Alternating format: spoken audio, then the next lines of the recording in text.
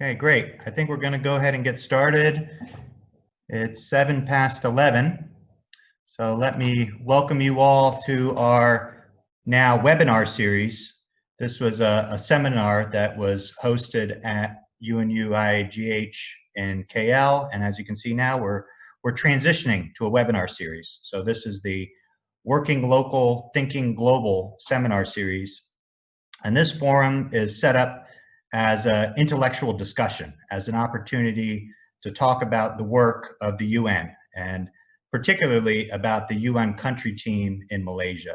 So we've set this up in an effort to bring together various partners in Malaysia, be it academics, researchers, civil societies, and to discuss with our relevant counterparts. So I am Mike Penkunas. I'm the moderator for today's session. I'm a research fellow at UNU-IIGH. And for those of you who don't know, UNU-IIGH is a designated think tank within the UN, and it's focused primarily on global health. And IIGH serves as a policy translation hub for the UN member states, agencies, and programs. So we're focused on generating policy relevant analysis, primarily through a gender lens, used to inform the development, implementation, and evaluation of various health programs. A few notes on housekeeping before we begin our seminar today. So you'll see at the bottom of your webinar screen the Q&A button. And so in that lower toolbar, please use that Q&A section to interact with me and with our presenter today. The questions will be logged there and everybody can see the questions, and at the end I'll moderate the Q&A with our presenter. There is a feature there that allows you to upvote questions that you like, and so this will help move that particular question up in the queue. After the seminar, there will be a post-webinar survey, and so it's a form that'll open up automatically after we finish today. Please do take a couple minutes and fill that out. It is helpful for us to tailor our series to your interests. Lastly, the webinar is being recorded, so you'll be able to go back and view it again, or tell your colleagues that were unable to join for the live presentation. And we'll also be sharing the slides at the end of the webinar. So with that, I would like to take a minute and introduce our presenter today, Mr. Niloy Banerjee. Niloy is a development economist with a specialization in effective institutions and capacity development. He currently is the resident representative for Malaysia, Singapore, and Brunei for UNDP here in Malaysia. And he has been in this role since March of 2019.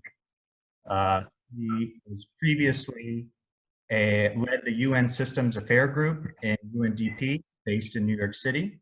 In this position, he led UNDP's interface with UN agencies, funds, programs, and with member states in the arena of intergovernmental affairs. He also led UNDP's round of UN reforms. In his previous assignments, Niloy has been the Director of Knowledge, Innovation, and Capacity Development Group, and team leader and policy advisor for Asia Pacific, all for the Bureau of Development Policy in UNDP. He is highly familiar with the region, having been a regional policy advisor who supported countries in Asia Pacific and set up the Singapore Policy Center for UNDP. Niloy has a master's in economics in New Delhi's Jawaharlal Nehru University and is a fellow also at the City University of New York. And with that, I would like to hand the floor over to Niloy for today's presentation. Niloy. Thank you, Mike, and good morning, colleagues. Thank you for joining us. And a huge thank you to UNU for this opportunity to talk and, more importantly, interact with you. And of course, thank you to all of you for showing up.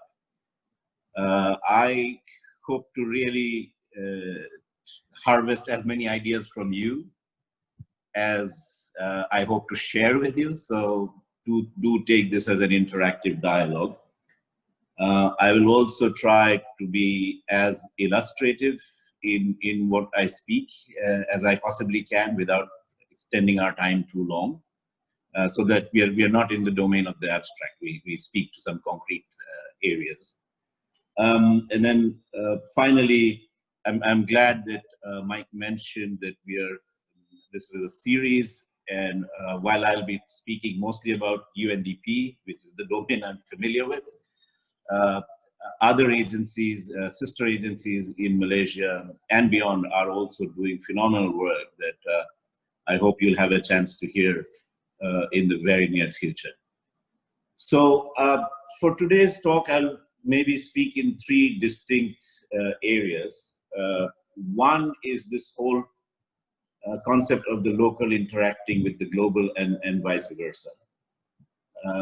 The second, we look a little more at what UNDP is doing on COVID response, or where the early indicators of direction of travel are. And then maybe finish with a couple of illustrations and concrete projects that we are running on the ground. And then hopefully we can open it up and have a nice dialogue. So colleagues, the notion of thinking global and acting local for us is very simple. We are a UN agency. We are part of the UN family. Our job really is to be able to do two things. One, to operate in the sphere of influencing policy and ideas, and giving governments choices on how to think through development. But also to do that, it's important for us to have units of operation, in our case, such as projects, which are living labs where we learn and test and pilot these ideas. That's one direction of the global to local connection. Another, sort of the opposite directionality comes from we take our mandates and our normative value base from global frameworks, which then influence our action. And I can think of no bigger or better global framework, actually an unprecedented one in history, like the SDGs, the Sustainable Development Goals, which kind of give us an operating frame through which to think through what would have been, absent the SDGs. You would think of development as a good thing, a little bit like love and fresh air. But once you concretize it into a set of goals, it does a few things. First, there's a political economy dimension. And this is why this was done very consciously. We learned from the MDG era that you can shape political economy by talking in concrete terms such as goals, rather than general doing good or doing development or greening the planet. So this was the driving logic of trying to quantify what is essentially very complex development processes into a framework of goals. What it did dramatically was shape political will, political consensus. It's much more difficult to agree on things like good development, but it's much more easy to agree on a goal framework, which are essentially one and the same thing, but it's a way of speaking about it. And that's why you have all 194 member states signing on to this global framework. The second thing it does is, of course, by definition, goals means there's something to achieve. So it creates a sense of purpose, a sense of direction. And the third thing is, of course, it allows, once it's a goal with indicators and targets, or the other way around, targets and indicators, it also becomes measurable. And once it becomes measurable, it fuels further conversation. So be very clear that this framework of goals is really a place to converse, dialogue, measure, compete even healthily, because countries regularly report back on their progress against the SDGs. So there's a bit of healthy competition there, who's doing how well, most especially among neighboring countries. So that really is the driving logic, colleagues. And here you see why a global framework kind of helps shape our local action. And that's the value of the global framework. Although we always act in the local context. So I'll go on to say a little bit about what then do we mean by local. And there's the obvious sort of English language definition of local, which is the local units of action, which are geographical units, a city, a local council, a state, a sub-region within the country. But what does it mean to act locally? It's one, it is that every locality, every unit of geography has unique needs for local information, to do local planning, to do local monitoring. And sometimes national aggregates are not good enough. Malaysia has a fantastic statistical agency, the Department of Statistics, DOSM, and it produces high quality data, really good quality data. And other units of that deal in data, like EPF, the Provident Fund. But when it comes to a local council or a city or a group of a collection of homologous units of geography, like a sub-region like Iskandar, then you need more localized action. So that's one definition of local. The second definition of local is by population cohorts. That too is a local, colleagues, because different cohorts of the population have different needs. Migrants have different needs. Women have different needs. Children have different needs, which are more variegated, more differentiated, more nuanced, more specialized than what you would see in global averages. So global averages don't tell the story, or even national averages don't tell the story of local areas. They don't tell the story of particular cohorts of the population. We have a network of, for example, local councils, in which sit very different local councils, like the Miri City Council in Sarawak, whose primary need, if you like, within the SDG framework is two things. Miri has done a tremendous reclamation of green zones, of giving back to the forest, as they call it. They've actually repurposed what used to be large concrete jungles. Miri, as you know, is an oil town, so there was a huge oil township, which they have reclaimed and completely repurposed, and it's now overgrown. It's a beautiful rainforest for those of you who are familiar with Miri. But there is no way to capture the magnitude of their impact. There is very little that can be that they can tell as a story of what they've done and how it was done. Miri has another problem. It has an ocean front which is very heavily full of plastic. And that's because there is a river that flows through Miri, which gathers a lot of plastic bottles and plastic waste in the upstream. So this is Miri's problem. On the other hand, we have a whole different local council that we have a relationship with, Taiping, where the problem is much more with an aging population. It's a large retirement city, as you know. So here you are, a very, although they all remain within a framework of the SDGs, where they emphasize what their pathways are quite different. So it's, again, very, very localized contexts. And but also to illustrate with population cohorts, take women. Malaysian men have far more access to and are currently occupying decent jobs, which is goal 8, than Malaysian women.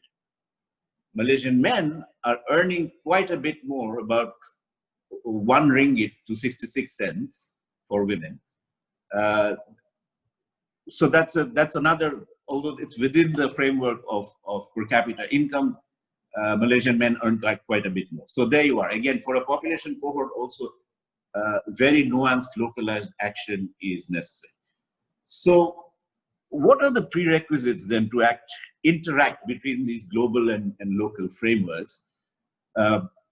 We sort of like to think of it in six domains, if you like. The first is to do this interaction, you need local level data and evidence. There's, in the illustrations I just spoke to, MIRI needs data on landfills, plastic recycling, and to build education campaigns for citizens not to throw plastic waste into the river. It needs very, very local data, based on which it can do local planning. So again, national aggregate data is useful, but we need to build more localized data systems. Let me speak through that a little bit more, and then I'll come back to the second proposition.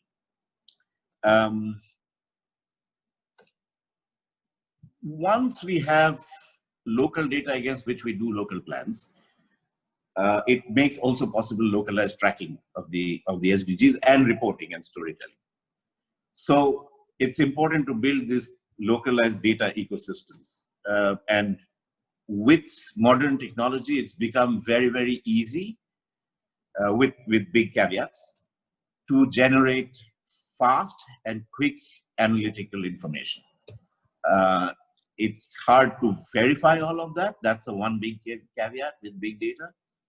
But it's possible to do it fast, nimbly, and quickly. So in the last week, I've seen some fascinating work by the UK Office for National Statistics, where they have, using a technique called data scraping, they have quickly built profiles of, they've looked at job sites, for example, and quickly built profiles of which industries are up, which industries are down, who's advertising more, who's advertising less, whose advertisements have completely, job advertisements have gone offline. A second area that they've tracked is online grocery shopping, to see how household behavior has changed thanks to the COVID pandemic. So very quick, very dirty, but reasonable pointers to domains of action.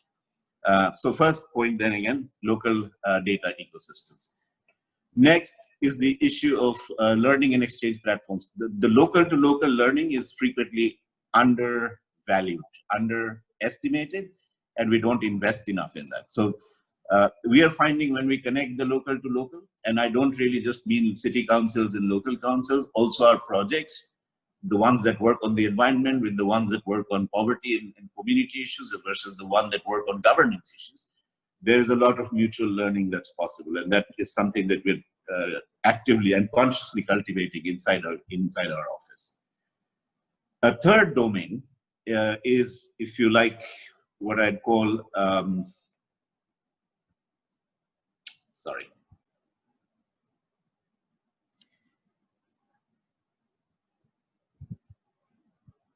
Just give me 1 second, fellas.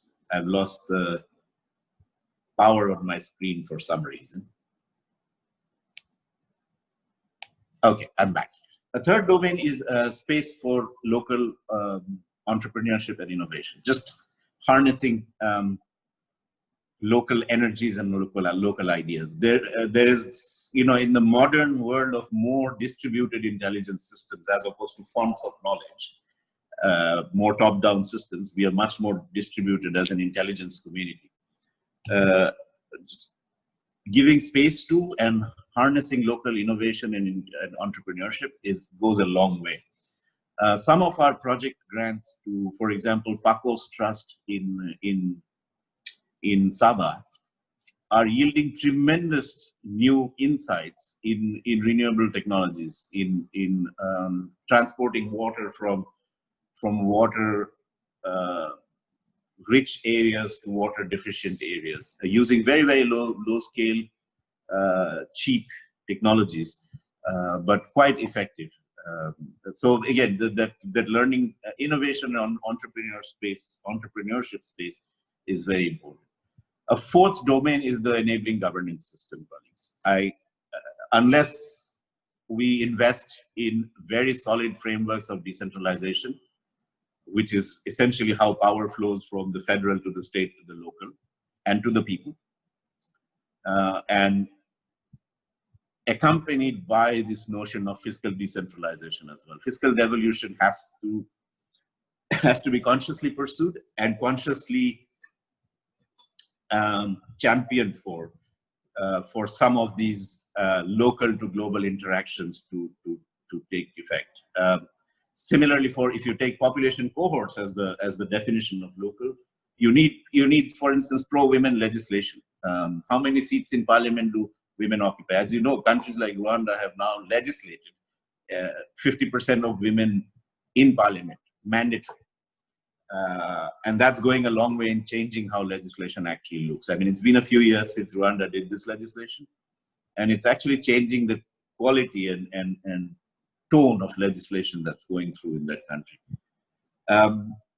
And finally, colleagues, the issue of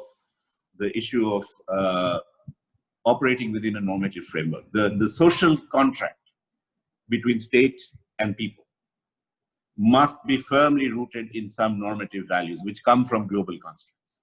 And this is essentially the operating mantra of the UN. This is how we justify what we do and how we do it. And I think in many cases, not only with COVID, but generally the political winds of the world have shown a very, very disturbing breaking of the social contract between states and peoples. And that is concerning. You're seeing the tremendous anarchist and almost a failed state level rioting going on in the United States. It's worrying, it's concerning. There's also, you've also seen how COVID-19 has created a wave of xenophobia and racism. These are frameworks within where, again, the global North Stars and guiding frameworks really help us operate, and we need to keep touching base with these and always checking our actions against these. I'll maybe spend 10 more minutes to quickly run through what UNDP is doing in response to the COVID crisis, and then we quickly move on to a couple of illustrations. And so hopefully in 10 minutes we can wrap up and open it up.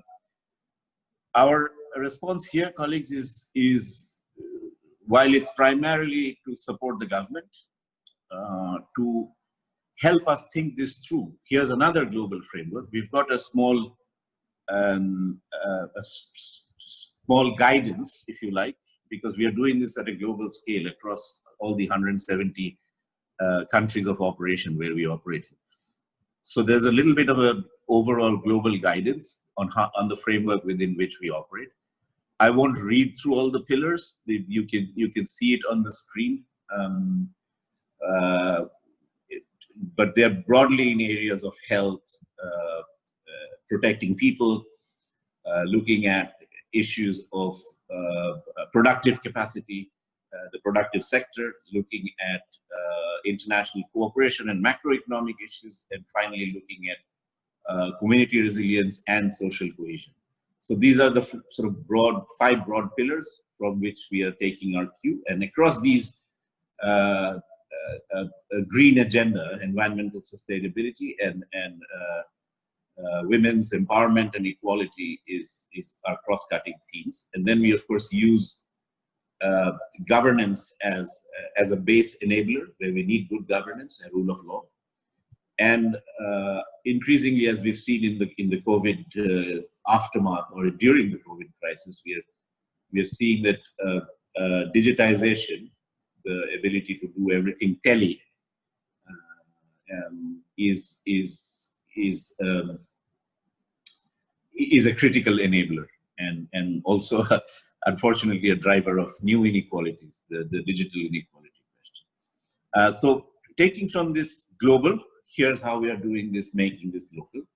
We are taking some of our cues from the government, but we are also, of course, doing rigorous analysis within the UN country team, within each of our agencies. And so we have kind of these 5 domains of medium-term recovery action. These are not fully fleshed out as projects and activities yet. There are some, 1 or 2 activities have begun, but the domains of action roughly will be the following.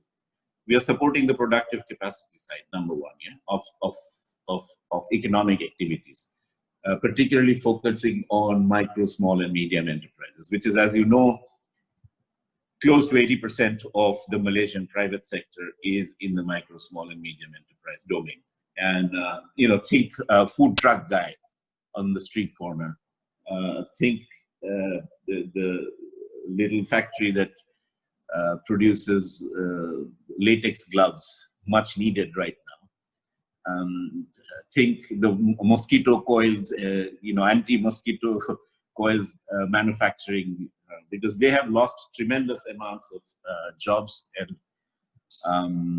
I think the loss in what you would call the primary sector, agriculture, forestry, and fishing, is also large. It's about 22% lost jobs so far. And these are data which are more accurate until sort of mid-May. There's still, we are now we will be close to mid-June in about 10 days' time. So we still have more data to come in and more incidents of impact.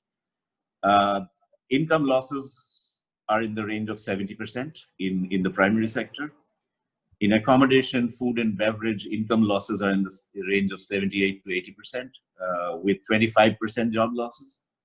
In construction, 11 to 12% job losses. In pure manufacturing, about 4.2, 4.3% job losses, with 50% income loss for those who haven't lost their jobs. And in the retail trade, including repair shops and small vehicle, etc., repairers, tremendous impact, almost 70% loss of income for those who haven't lost their jobs, and about 15% loss of jobs. So there's very stark and very, very concerning data. So big focus on the small and medium enterprise sector for us. A second area for us is, again, what I described as the local, geographic unit of the local. We are helping city councils, local councils do a great deal of work on localized planning, building localized data systems, and helping with more forward techniques such as foresighting to build future scenarios, and how, given those future scenarios, what are the present day actions that they need to undertake in the planning domain, in the monitoring domain, in the tracking domain, and of course in the execution domain. We are also looking at the digital space, colleagues. We are looking at how we look at, for example, our justice program can be digitized increasingly. We have a program of support for the High Court of Sabah and Sarawak, where we were dabbling in access to justice, dabbling in technology, and doing even case hearings on electronically. But now looking increasingly at whether low risk but routine acts of justice can be dispensed electronically. As you know, 90% of court cases are very small sort of land disputes between family or divorce cases. That takes up a whole big time of the judiciary's bandwidth. So, if these can be somehow put onto digital platforms so that people don't have to travel 2 days, lose income, take a bus in times of social distancing to go to a physical court. So a lot of this is in the works. We are still to design, as I said, projects, but we are certainly looking at moving forward under this domain. Macroeconomic domains also, we are clearly, as you can see, the big stimulus package is going to, the money has to come from somewhere. It has to be repurposed, and then policy choices, prioritization choices have to be made where this money is put. But also this money has to, about 1/5 or 1/6 of this money needs to come from new borrowings, which has a debt GDP ratio issue. And as debt to GDP and fiscal deficit increase, There are issues of how much the government can spend for the social, for marginalized or the vulnerable or the B40 or Orang Asli, or for the more socially informed, the cohorts of the population that need specialized budgets and policies behind them.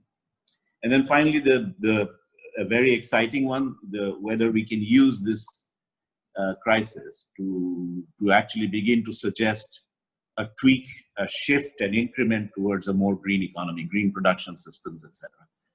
So roughly the five domains where we hope our medium-term recovery framework will end up. I just want to give you two examples of where UNDP's work is making a difference. One,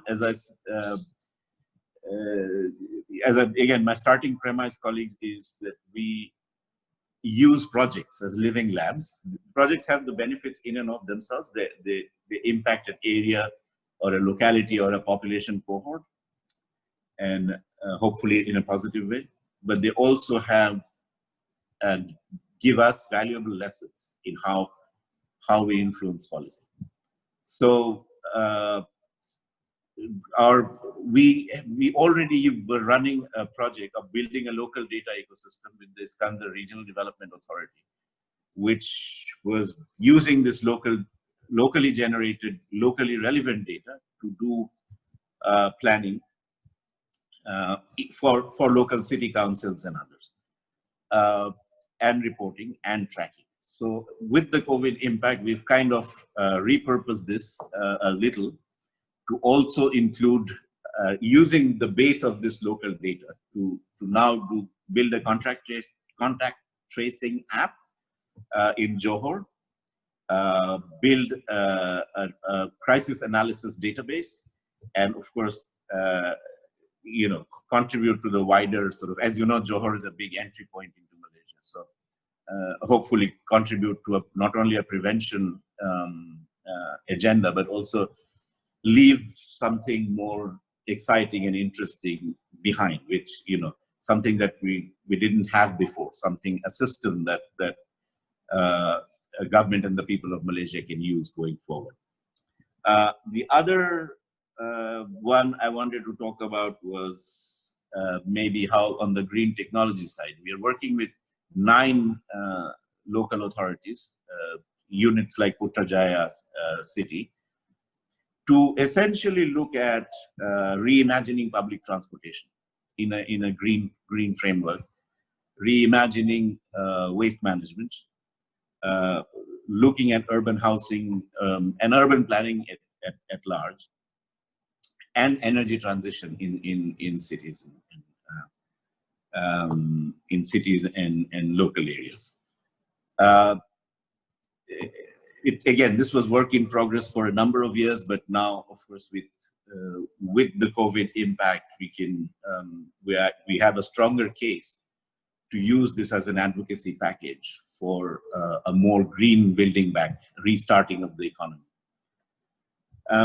Finally, as I said, all these projects serve to inform our global, the local serving to inform our global.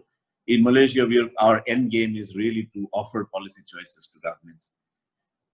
And the way we do it, colleagues, is we take UNDP's broad mandate, which covers governance reform, areas of governance, working with parliaments, public admin reform, the poverty area, jobs, growth,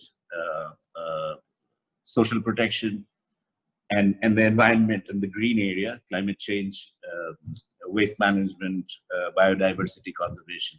And we bring these together to see the interaction of how these domains work. And thereafter provide options and ideas to government which deal with trade-offs in policy choices. And this is what is called UNDP's integrator role. And I'll quickly illustrate this because there's a little bit of confusion about this. What is this integrator role that UNDP plays? It's an integration across the SDGs, if you like, because not all the SDGs are co-varying. Some have inverse correlations. If you take palm oil, it creates jobs, it creates export revenues, it provides incomes to families, schooling, health benefits. So if you like the first line of SDGs, poverty, jobs and growth, health, education, these are well met by the palm oil industry. But then palm oil has a negative impact on biodiversity for sure, which is goal 15. So there you are, there are policy choices to be made. Another classic example is, actually this is my favorite because black pepper was introduced to Malaysia from India centuries ago. Sarawak black pepper, as you know, is famous, and Malaysia is the 5th largest exporter of black pepper in the world. Black pepper is in huge demand globally. It's not only because it's a food condiment, but in recent times it's been discovered as a cosmetic ingredient. It's antioxidant. So the global demand for black pepper has exploded, and there's not enough production. Malaysia could easily make a policy choice to say, well, 100,000 more hectares to be brought under black pepper cultivation, and you would say that's great because it's an export commodity. Malaysia's economy is export facing, as you know, and it primarily employs B40 communities. So there it checks off goal 8 very well. It creates jobs and incomes, so it checks off goal 1. But the policy choice is where will you find the land to dedicate 10,000 or 100,000 hectares? So that's, and what will that come at the expense of? And that's a policy choice. And there are no clear answers, black or white. You could make a killing in the global market versus do you value your biodiversity resources and say, well, there is a value to that. So that's the integrator role of UNDP colleagues, because we work with local governments, work with local communities, and work on the green side of the development agenda. We are able to connect the people concerns with the governance concerns with the with the green concerns, and somehow give mediated solutions or mediated ideas to government for them to take on or reject or tweak or learn from, etc. So we've knocked up a few good wins in the past few years. Malaysia for now has legislation, for example, on access and benefit sharing, which is if you use forest resources, biomass resources for scientific or other work and commercialize and patent, you have to in return for that access that you get, you have to farm back some benefits to the community. It's the law in Malaysia now, based on, again, small project lab work that we did, which is now then offered as a policy / legislative framework, connecting the local again to the global. I could go on, colleagues, but I'm actually more interested and excited to hear from you and hopefully have a dialogue and exchange ideas. Thank you very, very much. Mike, over to you.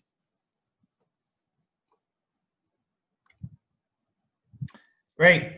Niloy, thank you very much for that presentation. I really appreciated a lot of the reminders you gave us around the SDGs. I'm a data person myself, so I really like your comments around measurement and the idea that it can even lead to some fruitful competition between geographical neighbors. The other thing I really appreciated was your mention around the inverse correlation of SDGs.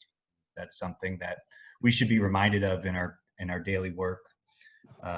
Also appreciated that you presented that localization example with Miri and Taiping, something that, again, we should keep in mind daily.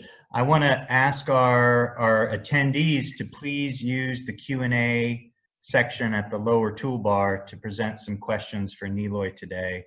I had a question for you, Niloy, that we can kick off with, and then we'll go through what's available in the Q&A section. So it is specific to COVID, and I was wondering, in your experience thus far, how has the COVID pandemic in Malaysia really impacted the progress on the SDGs thus far, in your opinion?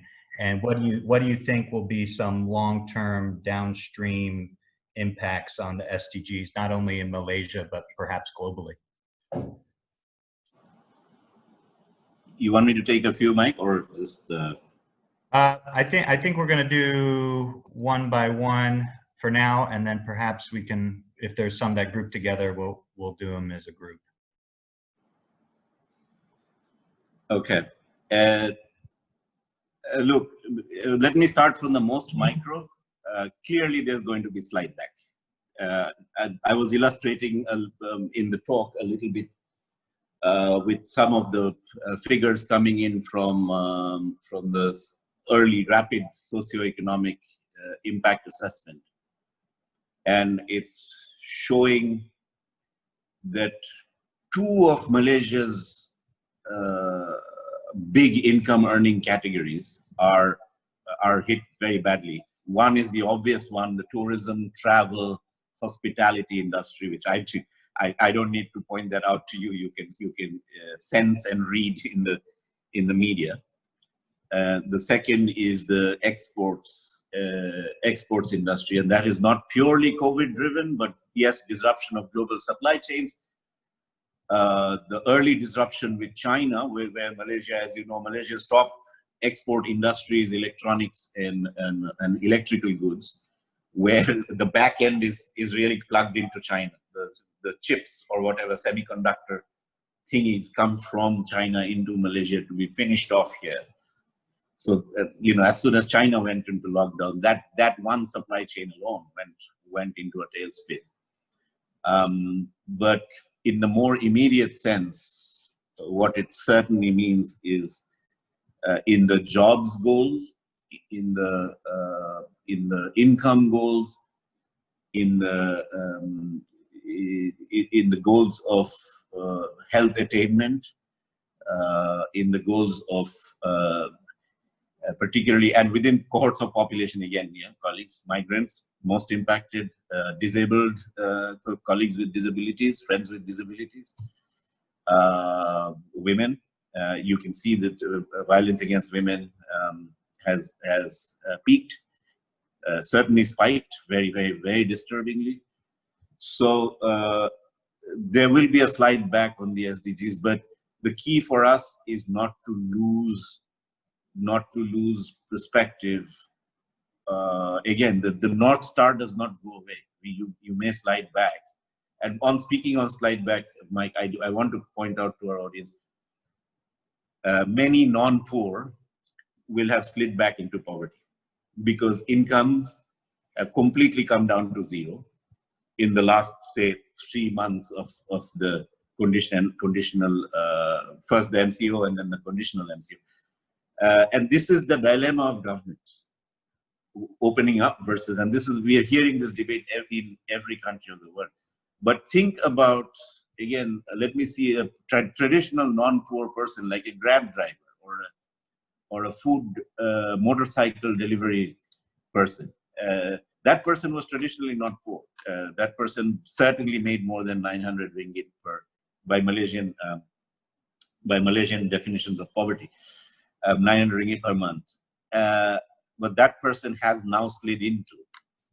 So that's kind of the more immediate impact. The more macroeconomic impacts are the following. First, the debt to GDP ratio in Malaysia is high and climbing because government has to borrow. Mercifully, most of this debt is owed to Malaysians, not to the international communities. Many countries, as you know, are internationally indebted to financial institutions and private capital markets. Malaysia's debt is internal, at least a redeeming feature. But it's climbing. The self-imposed rule here was 55%, but I believe most of my economist community would agree that it's creeping up to 58, 57%. And you know, this is not even real-time data. There's always a lag in the data coming in. There's also a big impact. Remember, Malaysia, our colleagues in the World Bank had said Malaysia would climb into the 12,000 plus per capita income, high income category. So that's a big long-term impact. It will not happen because such a big slide back, including possibly a negative growth of rate this year, which is certainly a negative growth of rate in 2 successive quarters, Q1 and Q2, which by definition is a recession, will, you know, it will be lucky if Malaysia grows at even 0.1% at the end of the year average. Because oil prices are also, as you know, not very strong. So it really impacts. So the overall ability of Malaysia to reach high income status by 2024, I think, is compromised. I think the disruptions in supply chains, which is compromised, but also creates new opportunities, more localized production chains and supply chains. I think it will create, as long as we can give these local supply chains, these small and medium enterprise people, for example, good linkages to global supply chains and good quality assurance support. The other area where I completely despair, because as you know, UNDP tracks something called the Human Development Index, which is a composite index looking across multiple parameters of human well-being, not just income, but also health, education, standards of living, etc. So for the first time, colleagues, I'm very, very sad to report this. For the first time since we started measuring the Human Development Index, which is 1990, the global Human Development Index will slide back. There's been a steady and continuous and incremental improvement, some dramatic improvements in some countries, but this time around, because of COVID, we'll have which can only hide many, many, many painful micro stories of families slipping into poverty, of going into debt, of elderly dying of not receiving good care and in good time because income or medications were not available. So yeah, again, the connection of the global to the local, especially for an economy like Malaysia, which is very external facing. Next to Australia in this whole region, it's the most external facing region. And it's a small, domestic demand is limited because, you know, the 31, 32 million population is not enough to pivot the economy. It has to rely on external markets. Not a problem for Vietnam or Indonesia. Vietnam is almost 100 million, 97. Indonesia also 100 million. Indonesia, of course, Philippines 100 million. Indonesia, of course, much bigger than that. So these countries, even Thailand is almost double of Malaysia, right, at 55, 57 million. So these countries can pivot the path of economic growth and development just through domestic demand, not so much in Malaysia. So our reliance on external sector is quite heavy. So that's the long-term impact and the impact on the vulnerable cohorts of population. Sorry, Mike, long answer to your short question. Well, thank you for that. I am going to go to a couple questions from the audience. Here's one with several upvotes. How to close the knowledge gap between the older, which means conventional approach, and the newer, such as technology application, generations in terms of sustaining economic activities. So how to close the knowledge gap between the conventional and those which are more of a technology heavy generations in terms of sustaining economic activities. I go with that one? Sure, yes, please. Okay. I think three domains of action, colleagues, and sorry, I'm doing this on the phone, so I'm not being able to watch the big screen, and so I can't name you, dear colleague, but I will. It's a very, very good question. Look, there are two new inequalities emerging in the planet, over and above income inequalities, inequalities in access, inequalities in rights. These two are technological / digital inequalities. Second inequalities that are being born, but will be more and more seen thanks to climate change. But climate change is not the topic of this question. The digital inequality has to be nailed. You're absolutely right. The implied data behind this question is quite scary. OECD countries have 15 times more broadband connection than even fairly advanced Asian and certainly African economies. And there's even within reasonably tech-savvy countries, you're seeing a bit of splitting of the field. So, and then you can imagine within countries, obviously for many of us, certainly those of us privileged to be supported by the UN, this transition to a electronic form of working was not at all too difficult. I think most of my UN colleagues would agree. It's, by and large, we've kept 90 to 95% business continuity because we have access, and we are privileged to be supported by the UN. So I think governments need very, very targeted policies on digital inequalities. In the COVID crisis, there are families who there's data coming in that families who did not have access to a single cell phone. Forget a data plan on a cell phone. So that family could not connect to a job or to a e-commerce opportunity as well as you or I could. That's one. The second part of this is this will become an intergenerational inequality issue because tech also requires a certain set of cognitive skills. So, which, depending on where you are growing up, which household you are growing up in, is likely to create from a very early age, preschool, different faculties in your brain wiring. So my colleague Helen Hall, who's on this seminar, her children with two professional parents, Helen who works in UNDP and her husband who works in JP Morgan, her children are growing up with very different cognitive skills from a very young age, as opposed to say somebody where the father is a construction worker and the mother is a domestic part-time worker. That child will begin to fall back cognitively. So this is an intergenerational problem. So again, very, very proactive policies are needed.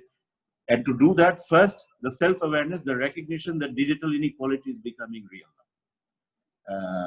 So the second sort of way to tweak this is, of course, if we did have a good enough incentive and regulatory mechanism around the digital domain, we could create new opportunities. I can only point to, if we could drive the e-commerce market a little more, particularly for underprivileged communities to get into e-commerce as providers, not as consumers, or under-leveraged communities such as women. I mean, so many well-educated, highly educated Malaysian women are not in full-time jobs or not in the labor market at all. Malaysia, as you know, has the third lowest in ASEAN labor force participation rate for women because there is a very high demand for home unpaid care for the elderly or for children that women are. If we created very liberal but well-regulated e-commerce environments, I think here is one cohort of people that could boom, start to get into productive economic participation. Yeah, I'll leave it at that. There's a lot of data incidentally coming out, including one that my colleagues in UNDP have just finished, looking at how much are people spending on digital connectivity in times of limited physical movement like this. It's interesting that in the lower bands of the population, the amount spent is more or less what the middle class is spending in digital connectivity. But that means that because in the lower income group of the population, because there isn't much money to go around, it's actually a significant proportion of the overall pie chart of income and expenditure. So it's that means there will be some trade-offs. They have to forego some other expenditures, which is a scary thought again. Thanks, Niloy. We have a few more minutes, so let's try to take 2 more questions here. This first one, you mentioned the lack of local intersectoral learning, such as from environment and development and health. In your opinion and experience, what are the necessary practical enablers to support closer engagement, perhaps in terms of institutional and relational elements? So I believe here we're asking about closer engagement across sectors.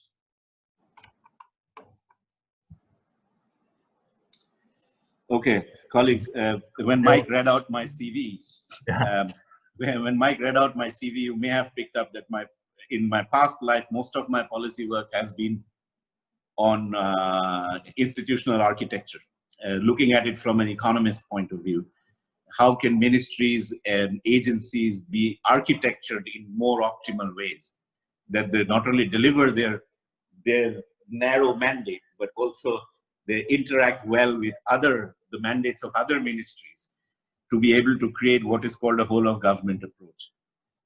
And there is no perfect model, believe me. There is, I've done quite a bit of work on this. Singapore gets about as close to the global gold standard of whole of government. So, colleagues, there is a need for horizontal platforming. I mean, we have to recognize we are in distributed systems eras. We are in systems of platforms and networks rather than, you know, the 3 guys who have tremendously in-depth PhDs and can be very, very great in their individual areas of work. But unless we give them the platform to talk amongst each other and bring the skills to bear, it's going to be extremely difficult to. So we need first the horizontal platforms in our governance architecture, and that's why although we tend to diss them as talk shops, it's important that dialogue spaces. I had one slide up there which really said peer learning and exchange is massively helpful, and the ability to appreciate a particular problem from another point of view is an invaluable experience. So let me bring that down from whole of government to what it looks like in our project program areas. Last year the Minister of MESTEC ministry, the Climate Change and Technology Ministry, which doesn't exist now after the change in government. It exists, but it's reconfigured. She posed a very interesting question to me, which kind of has stayed with me in my time in Malaysia. She said, UNDP has helped us do some beautiful master plans, biodiversity master plan, energy. Oh, by the way, we are also about to go to Parliament with a bill on energy conservation. So, which is the work primarily done in the labs of UNDP projects. It's hopefully coming up to Parliament in the summer. But she said, how do we land this at the local level? What is the incentive for the local government to take elements of this biodiversity master plan and try and explain this to the local community and get them to change behavior, or the local government itself getting to change behavior? What is the incentive? In fact, it's almost a disincentive. Oh, here's one more thing dumped by headquarters, which is something we constantly talk about in UNDP for sure. And you have to now, do something about it. So at the local level, again, it's how we are trying to do this is now we are increasingly designing all our programs as integrated programs, focused on particular geographic areas. So in Sabah, we will have a fairly statewide, fairly integrated, where our climate change and biodiversity and land use planning people sit with local councils and city governments and with local forest-dependent communities or forest dwelling or peripheral forest area communities together. And in the process, we are also connecting our counterparts. So the Sabah Forestry Department will now talk through platforms that we help provide. We'll talk more and more to the Sabah local government department, which in turn will talk more to the Sabah Ministry for Environment and Forest, which in turn will talk a little more with the UPEN, the Sabah Planning Commission, the PPU for Sabah, the planning unit. So we're trying to do this increasingly in our programs. It's not easy because people's specializations rest in their disciplinary areas. People's thought processes rest in their disciplinary areas. But it's a way of relentlessly trying, but providing the platforms and peer exchanges and learning, designing stakeholder consultations. Can we get our stakeholders to talk to your stakeholders, and in the same co-creation space, design our next program, not just as a biodiversity or a poverty alleviation or a governance intervention program. Over. Thank you, Niloy. I appreciate that we're a little bit over time and some people are leaving due to other commitments, but if you could stay around for a few more minutes, perhaps we can do one more question. What do you think, Niloy? Can. Great. So this one is around the use of data and evidence going forward. Again, something that's near and dear to my heart. Here's the question. Over the past few months, we have seen demands for governments to explain and point to evidence underlying their policy decisions from beyond the usual circles of academics and advocacy groups, such as from segments of the general public. In your opinion, what impact do you think this might have on the use of data and evidence moving forward?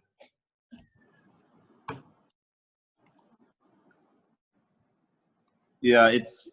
I think UNU colleagues who deal in this domain can answer this much better than I can. But this is the classic problem of public policy based on democratically harvested data versus public policy based on specialized or even sometimes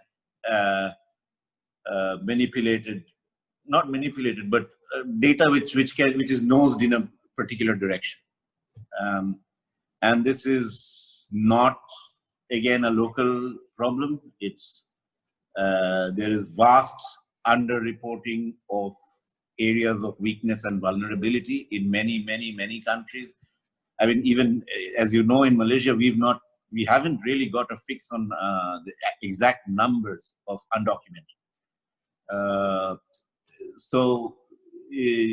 And this is true in many countries, even in the most advanced countries. So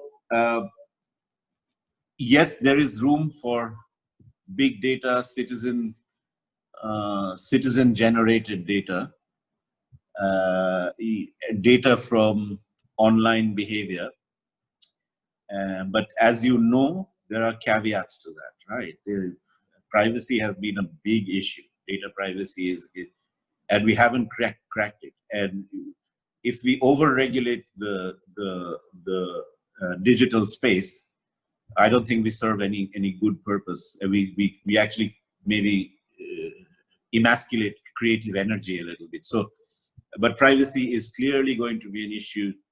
The contact tracing apps, they will hang around for times to come, and they will be, they can be used for many purposes over and above what at this time is a humanitarian purpose.